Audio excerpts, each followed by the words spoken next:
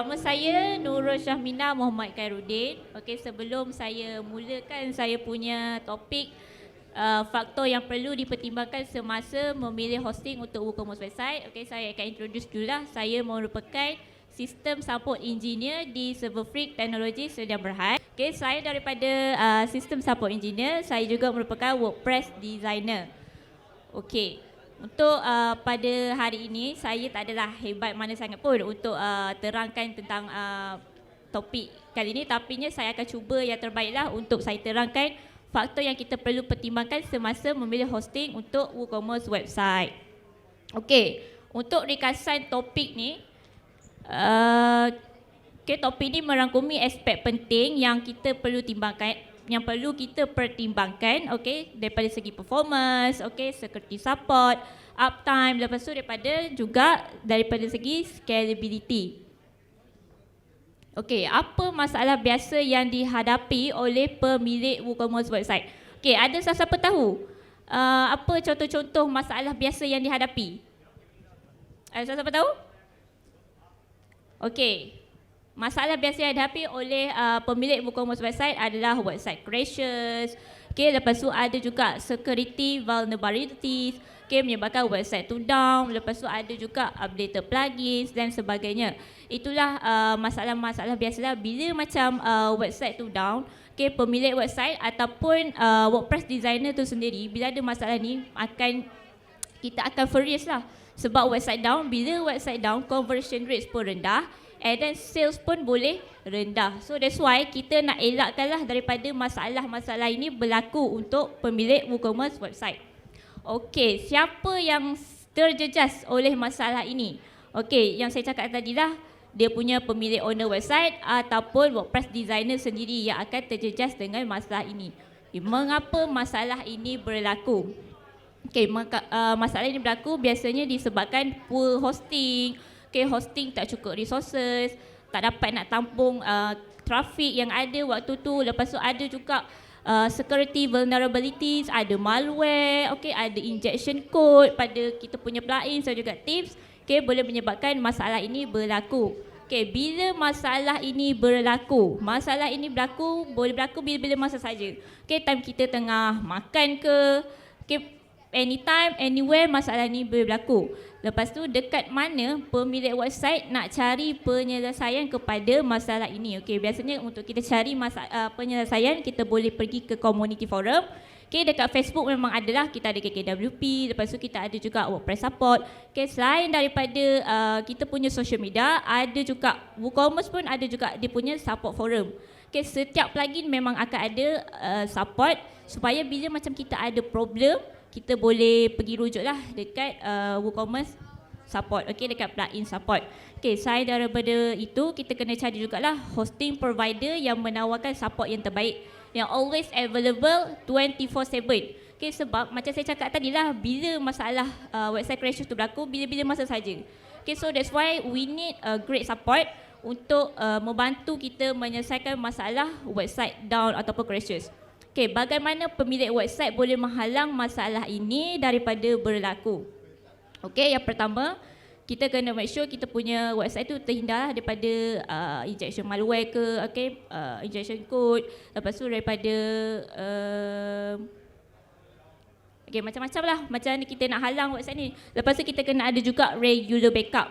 Okey, supaya if anything happen dekat kita punya website tu, at least kita boleh restore. Okay, kita boleh restore daripada latest backup, and then kita boleh kurangkanlah downtime website tersebut. Okey, pemilihan hosting yang tepat untuk membantu mengelakkan masalah yang dihadapi. Okey, first kali macam mana kita nak pilih hosting yang tepat untuk WooCommerce? Kita kena cari hosting yang compatible dengan WooCommerce. Macam mana kita nak tahu WooCommerce tu compatible ke tak dengan hosting tersebut? First, kita kena semak server requirement. Okay, semak server requirement ni termasuklah PHP version, lepas tu MySQL version, lepas tu resources dan sebagainya. Macam mana kita nak tahu resources tersebut, requirement? Okay, yang ini saya dah list downkan, memang saya ambil daripada official website WordPress dan juga WooCommerce. Okay, untuk latest WordPress 6.3 dia kat atas, version PHP memang kena guna 7.4. dan ke atas. Kalau kita guna 7.4 ke bawah memang tak bolehlah kita nak install WordPress tu sebab dah tak cukup requirement. Okay, untuk WooCommerce pula 7.4 sehingga 8.0. Untuk versi SQL, untuk WordPress MySQL 5.7, MariaDB 10.4, untuk WooCommerce 5.6 dan ke atas atau MariaDB 10.1 dan ke atas. Okay, untuk web server WordPress boleh guna Apache, boleh guna Lightspeed web server, boleh guna Nginx. Okay, untuk memory limits pula WooCommerce memang kita kena guna 256 MB dan ke atas. Okay, next kita kena semak server level caching. So siapa kat sini tahu caching tu macam mana?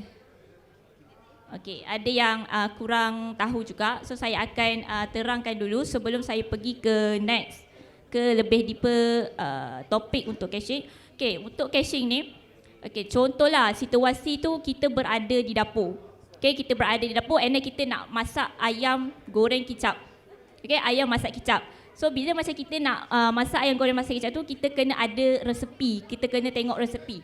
And then kita pergi dekat ruang tamu, daripada dapur kita pergi ke ruang tamu untuk kita ambil resepi tersebut. Lepas tu kita akan bacalah bahan-bahan yang diperlukan untuk masak ayam goreng kicap tu, which is kita kena ada bawang, okay, kita kena ada ayam, lepas tu kita kena ada lada dan sebagainya. Okay, lepas kita dah baca resepi yang kita perlukan tu, kita pergi balik kat dapur and then kita sediakan bahan-bahan. Bila dah sediakan bahan-bahan, apa proses next stepnya?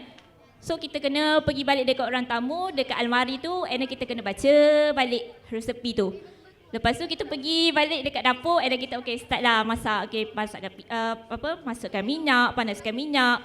Okay, so the next process tu, the next step tu, setiap kali kita nak tahu the next process, kita kena pergi dekat ruang tamu tu untuk kita baca resepi. So itu adalah tanpa caching. Okay, kalau dengan caching, okay, kita pergi je daripada dapur ke ruang tamu and then kita ambil a copy of recipe tersebut and then kita bawa ke dapur. So, bila kita bawa resepi tu ke dapur, senanglah kalau macam kita nak tengok apa the next process, the next step. So, tak perlulah kita nak ulang alik daripada dapur ke ruang tamu, dapur ke ruang tamu, ruang tamu ke dapur and then menyebabkan kita punya tenaga pun exhausted. Okay, sama juga macam server pun resources pun boleh exhausted. So itu dengan caching lah, which is untuk retrieve data tu untuk kita tahu the next process tu dengan lebih cepat. So that's why lah kita kena tengok lah sama ada server tersebut ada caching ataupun tidak. Okay, yang pertama ada object caching. So basically proses object caching ni pun sama juga. Okay, dia akan simpan database operations in memory. Lepas tu dia akan simpan hasil kompleks tu sebagai objek dalam memory web server.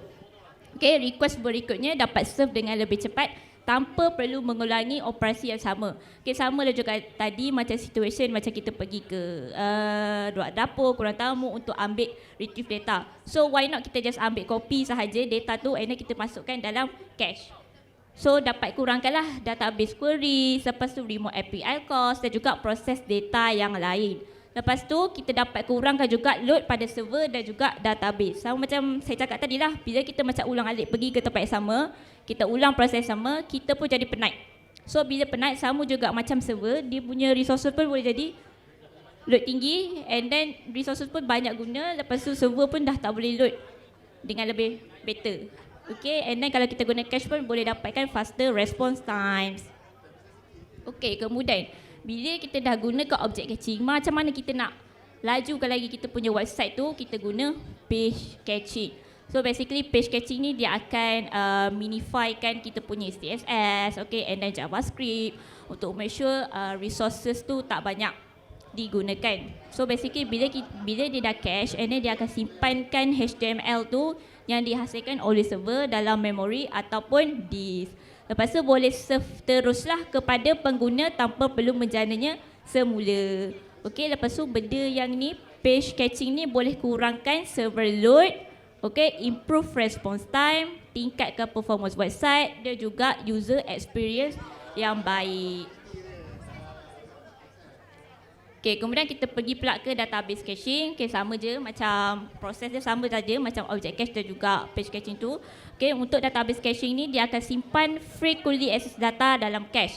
Okay, kemudian sebahagian daripada server memori yang digunakan untuk menyimpan database queries dan juga data retrieval, di mana tak perlulah bila macam kita visit website tu and kita nak dapatkan data, tak perlulah kita nak setiap kali kita nak request data tu, tak perlulah website tu nak request daripada actual database. So dia akan request untuk dia akan keluarkan daripada cache sahaja. So benda tu akan reducekanlah query database untuk data yang sama. Okay, untuk caching ni actually dia sesuai website yang tak banyak dynamic content. Okay, kalau website tu banyak dynamic content, okay, banyak guna JavaScript, okay, caching ni pun boleh menjadi salah satu punca lah website tu layout tiba-tiba lari. Okay, lepas tu dia punya animation pun tak jalan. So untuk caching ni kita kena pandai jugalah configure supaya website kita tu tak ada problem. Okey, kemudian kita ada pula Content Delivery Network, CDN. Okey, untuk CDN ni dia dapat simpan kandungan statik seperti image, video dan juga file daripada website. Okey, so basically CDN ni dia akan request data dari server yang paling dekat dengan lokasi pengguna. Okey, contohlah untuk CDN ni, okay, basically CDN ni dia ada beberapa node dekat another location, okay, dekat another country. So contoh kalau macam saya nak fokus, saya punya targeted audience tu adalah Singapore. So kita boleh gunakan CDN ni untuk memastikan user daripada Singapore tu dapat data dengan cepat. Okay, sebab bila macam server tu memang ada dekat Singapore, which is memang dekat dengan location visitor, so dapat kurangkan latency. Bila kurangkan latency tu, maksudnya website page load tu lebih cepat lah. So memang dapat reducekan latency bila lokasi server tu dekat dengan pengguna. Okay, itu untuk CDN.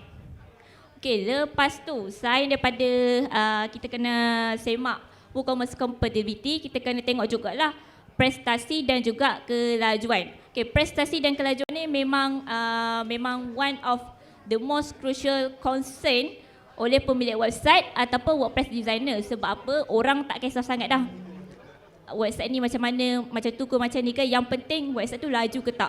Website yang laju ni lah akan menentukan conversion rate, lepas tu sales, semua tu. Kalau website slow, memang tak ada siapa pun nak visit website tu. Macam saya pun, okay, saya jenis yang tak suka website yang perlahan. Sebab kalau boleh, bila kita visit website tu, tak kelip mata pun dah keluar dah dia punya content tu. Okay, contohlah kalau macam kita kan scroll Instagram ke Facebook ke, and then ada iklan. Lepas tu iklan tu macam wow, menarik iklan ni kan. Lepas tu kita rasa macam nak tengok. And then kita klik link tersebut and then dia akan bawa kepada website. Bila dia bawa kepada website, kalau website tu laju memang best lah untuk kita search kan, untuk kita browse. Kalau contoh website tu perlahan, apa jadi kalau website tu perlahan? Orang pun tak berminat, orang pun dah kurang dah dia punya interest tu untuk browse website tersebut. So benda tu memang user experience pun memang tak best lah, sebabnya dah website slow kan, siapa je yang nak visit. Okay, so macam mana kita nak pastikan kita punya kelajuan dan prestasi website tu okay untuk daripada segi server lah. Okay, first kali kita kena tengok SSD drive server. Okay, kalau sekarang ni kan laptop pun mostly memang guna SSD. Dah jarang lah laptop guna HDD. Sebab apa? SSD ni dia punya pemindahan data dia jauh lebih pantas daripada HDD. So bila kadar pemindahan data tu lagi pantas, masa loading pun lebih pantas lah, okay, untuk access file dan sebagainya. Okay, kemudian tengok pula semak lokasi server. Okay, tadi saya ada ceritakan pasal CDN. Okay, CDN tu sebenarnya dia lebih fokus kepada global lah. Kalau contoh macam visitor tu ada dekat another country, okay, contohnya macam website kita tu nak fokus dekat Singapore, dekat Indonesia, dekat Malaysia, dekat US. So it's okay untuk guna CDN. Tapi kalau contoh untuk semak lokasi server ni, kita kena tahulah targeted audience. Kalau contoh kita nak fokuskan audience kita dekat Malaysia sahaja, okay, dekat Malaysia sahaja, dan kita cari data center lokasinya berada di Malaysia. Okay, kalau contoh kita nak fokus dekat Singapore, dan pilihlah data center dekat Singapore. Sebab apa? Bila macam server tu lagi dekat dengan pengguna, okay, lagi dekat dengan visitor, latency pun akan kurang. Bila latency kurang, website load pun lebih cepat. Okay, the next one adalah web server. Okay, web server ni ada 3 lah yang popular. Lightspeed Web Server, Apache dan juga Nginx. Okay, web server ni basically kalau contohlah saya nak visit website wordpress.org dekat web browser, and then web browser akan minta dekat web server, and then web server akan make sure every content, every layout tu semua akan serve dengan betul lah dekat saya. Okay, itu adalah web server. Lepas tu kita pergi dulu dekat Lightspeed Web Server. So basically Lightspeed Web Server ni adalah alternatif web server yang terkenal lah disebabkan kecepatan. Okay, daripada segi performance, okay, Lightspeed Web Server memang high performance dan juga low resource usage. Lepas tu, Lightspeed Web Server ni dia dapat kendalikan trafik yang berat dan juga tinggi dengan mudah. So mana-mana website yang ada trafik yang tinggi memang sesuai lah guna Lightspeed Web Server. Okay, lepas tu daripada segi security, ada juga perlindungan anti-DDoS, okay, ada integrasi mode security. Lepas tu dapat sekat IP. Okay, tadi dekat first talk, aku hack, website aku kena hack. So basically ada juga cakap pasal menyekat IP dan juga suspicious IP. Sebab apa? Bila macam ada IP yang suspicious, basically IP ni pun akan menggunakan resources server. So bila macam ada banyak IP yang suspicious, okay, banyak IP yang tak betul, so benda ni pun akan menggunakan kita punya resources server. So kita tak nak benda tu berlaku. So that's why kita ambil SPL server untuk kita sekat IP. Okay, daripada segi compatibility, Lightspeed Web Server dia support lah pelbagai bahasa programming language termasuk PHP, Node.js, Python dan juga Ruby. And then daripada segi loading times, ability untuk serve page yang lebih cepat daripada web server, terutama mengendalikan concurrent request, okay, untuk kelajuan website yang pantas dan juga user experience yang lebih baik. Okay, untuk Nginx, okay, Nginx ni memang popular dengan web server yang ringan. Okay, lepas tu dia dapat kendalikan high traffic issue. Lepas tu daripada segi performance pula, okay, memang saya bercakap tadi lah, dia dapat kendalikan trafik yang tinggi dan juga low resource usage. Okay, web server yang ringan boleh kendalikan simultaneous connection daripada Apache. Okay, daripada segi scalability pula memang highly scalable dan mampu mengendalikan sejumlah besar request dan juga connections. Okay, dari Apache pula, okay, Apache ni memang dah lama lah, web server yang dah lama. Lepas tu memang flexibility. Okay, dia sokong banyak teknologi web untuk bahasa programming seperti PHP, Python, Perl, okay, dan sebagainya lah. Daripada segi compatibility pula, dia dapat integrate dengan pelbagai platform software, operating system, okay, control panel. Lepas tu daripada segi stability memang dia akan stable lah sebab dia reliable dengan low crashes dan juga downtime yang rendah. Okay, daripada segi extensibility, menawarkan pelbagai modul atau extension yang boleh ditambah untuk meningkatkan fungsinya. Okay, features baru seperti caching, login, okay, ciri keselamatan, okay, tanpa perlu menulis kod daripada scratch. Okay, conclusionnya web server ni, okay, daripada segi Apache ni memang does a great job lah untuk handle request. Tapinya Apache tak sesuai untuk traffic yang tinggi sebab every process dia akan ada a new request. So that's why kalau macam website yang memang traffic dia tinggi, kita tak suggestkan lah guna Apache. And then untuk Nginx pula, memanglah ada comparison between Apache and juga Nginx. Nginx ni boleh outperform Apache, tapi kita kena tahulah basically Apache ni dah lama daripada Nginx. So bila dah lama, ada banyaklah dia punya resources. So lepas tu ada banyak third party add-ons. Bila dah banyak resources dan juga third party add-ons, maksudnya Apache ni dia lebih fleksibel daripada Nginx. Okay, sebab Apache ni dia support banyak language, okay, banyak programming, dia support juga HTSS dan sebagainya. Lepas tu untuk Lightspeed Web Server pula, dua-dua dia boleh cater, which is dia memang sesuai untuk yang high traffic, okay, high performance. Lepas tu dalam masa sama juga dia flexibility, okay, dia boleh support banyak language, okay, banyak sistem. Okay, itu adalah daripada segi web server. And then daripada security, okay, security ni lah penting untuk kita punya website. Kita kena cari hosting yang memang providekan langkah keselamatan yang mantap. Okay, contohnya ada SSL certificate, lepas tu ada regular backups, okay, ada malware scanning untuk melindungi website. Okay, SSL certificate ni memang penting lah untuk IT person. Okay, sebagai saya lah IT person, bila kita visit je website tu, bila visit website yang tak ada SSL, biasanya dia akan bagi warning lah, security is at risk semua tu. And then sebagai IT person, kita tak akan guna website tu sebab okay, SSL ni untuk encrypt transmission data. And then kalau kita guna WooCommerce website, di mana kita memang banyak bagi data, okay, nama, alamat, lepas tu kita ada juga bagi card bank, okay, ada payment gateway. So mana-mana website yang tak secure kita tak akan gunalah. Itu untuk IT person. Kalau untuk general pula, okay, orang yang memang tak tahu sangat tentang IT ni, bila dia visit website, tak kisahlah web browser mana-mana pun, web browser Google Chrome ke, Mozilla ke, Firefox ke, okay, and then kalau mobile ada Safari semua tu, bila visit website yang tak ada HTTPS, dia akan prompt warning. Okay, security is at risk. Orang yang tak ada knowledge sangat pasal IT, dia akan cakap, oh, website ni kena hack ni, ataupun website ni dah kena malware ni, ataupun dia akan kata website ni down. So bila macam dia tahu benda tu berlaku, dia tak akan visit dah lah website tu. Dia pun dah lupa kan, dia dah interest dengan produk tu, dia pun dah lupa dengan website tu sebab website tu tak secure. So dia pun tak nak. So that's why sangat penting lah untuk ada SSL certificate HTTPS. Okay, lepas tu yang kedua, semak firewall. Why kita perlukan firewall dekat kita punya hosting? Okay, supaya dia dapat pantau outgoing, okay, dengan incoming network traffic. Okay, sebab sometimes bila macam ada network yang tak sepatutnya, okay, dia akan gunakan kita punya resource server. So bila guna resource server, okay, server kita pun tu boleh exhausted. So that's why kita kena ada firewall ni supaya kita dapat sekat mana-mana malicious request. Okay, and then kita kena ada juga malware scanner.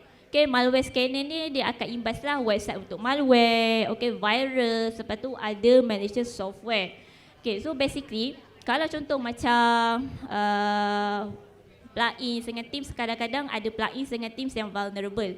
Bila ada yang vulnerable, okay, akan ada injected code, okay, malware. So sebelum daripada malware ni dijangkiti dengan folder lain, so better ada malware scanner ni. Sebab sometimes malware scanner ni ada yang boleh auto delete non-vulnerabilities. So daripada dia dijangkit dengan dekat folder-folder lain, so better lah untuk kita preventkan benda tu berlaku dengan menggunakan malware scanner dan juga auto delete injected code. Sebab bila macam ada injected code pada kita punya plugins atau Teams, benda tu boleh menyebabkan kita punya website pun layout lari, okay, website crash, ataupun boleh jadi juga HTTP 500 sebab tak dapat nak baca kod-kod yang sepatutnya lah sebab dah ada injected code dekat situ.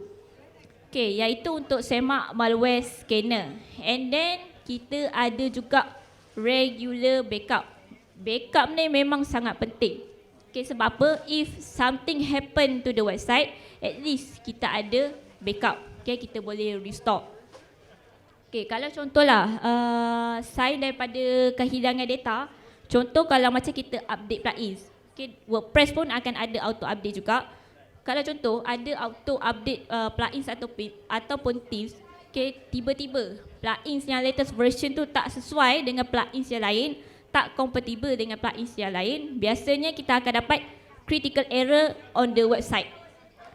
Bila dapat critical error on the website tu, memang ada something wrong happen lah, and then kita akan debug further, okay, macam WP kita boleh debug, okay, kita boleh turn on kan dia punya code tu sebagai true untuk kita tengoklah apa problem dia. And then bila kita tengok problem, oh, plugins rupanya. And daripada macam kita nak buat balik website tu, lepas tu kita dah buat iklan.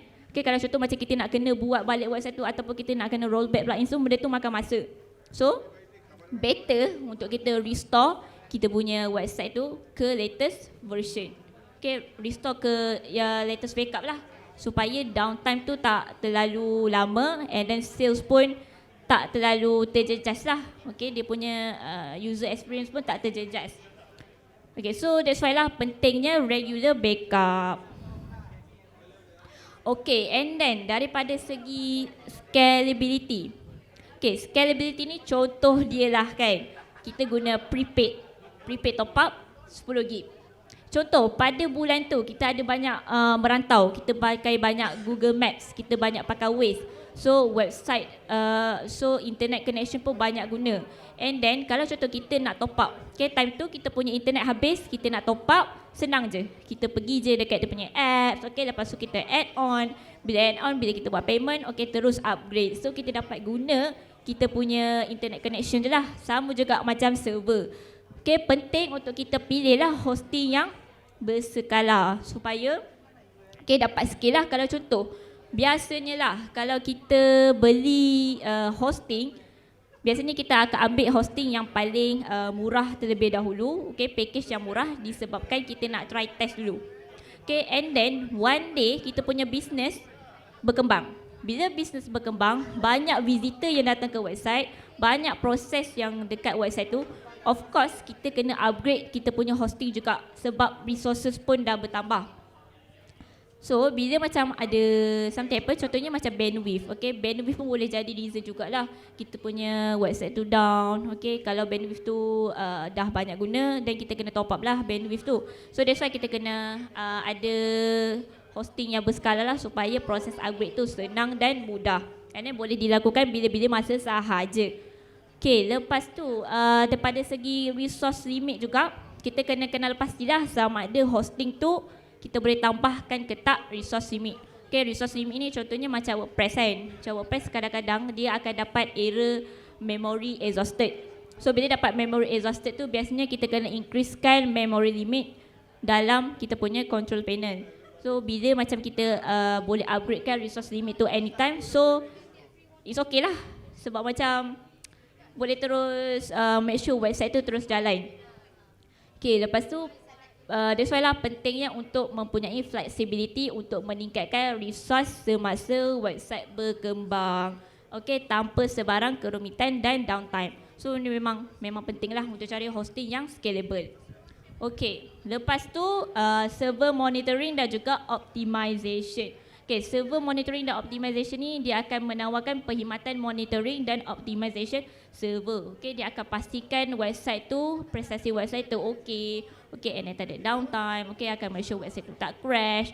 Okay, sebab macam saya cakap tadi lah, bila masa website tu boleh crash, bila-bila masa sahaja.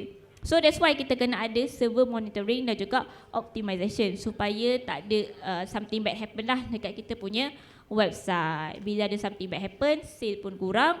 Okay, owner pun menangis kat tepi katil. Okay, so inilah dia punya server monitoring dan juga optimization. Okay, itu je main point untuk saya punya topik. Cumanya saya ada tips tambahan lah macam mana kita nak tingkatkan performance WooCommerce website. Okay, salah satu cara dia adalah dengan menggunakan cache plugin. So kenapa WordPress ni ramai sangat orang guna? Satu, disebabkan flexibility lah, which is untuk cache pun ada. Plugin cache pun ada, which is sangat senang untuk kita optimizekan kita punya website. Just install sahaja plugins tu and then kita activate kan. Kita just kena configure sikit je untuk plugins tersebut. Tapi kena ingat juga cache plugin ni boleh menyebabkan kita punya website tu layout pun break. Okay, ada some of code tak boleh jalan. So that's why kita kena exclude kan some of coding, okay, some of code supaya cache tu tak jalan. Okay, dekat certain code. And then WooCommerce website pula ada 3 page yang kita tak boleh nak cachekan, which is cart, checkout dengan my account. Sebab 3 page ni ada ada unique ID dia sendiri. So bila macam kita cachekan page tu nanti akan ada problem. Okay, contohlah situasi dia ada visitor A dan juga visitor B. Okay, visitor A tu contoh dia add to cart 3 produk. Lepas tu bila dia pergi check out, tiba-tiba kenapa ada 10 produk dalam saya punya cart ni? Okay, untuk visitor A pula, dia masukkan 10 produk. Tiba-tiba bila dia pergi check out, kenapa ada 3 produk sahaja dekat dia punya check out ni? Okay, iaitu problem dia memang disebabkan cache. So that's why lah kita kena exclude kan. Okay, selain daripada tu ada juga plugin contohnya macam cart flow ke apa-apa, boleh jadi juga session expired. Okay, session expired tu pun disebabkan oleh cache juga. So that's why kita kena excludekan mana-mana page yang ada unique ID.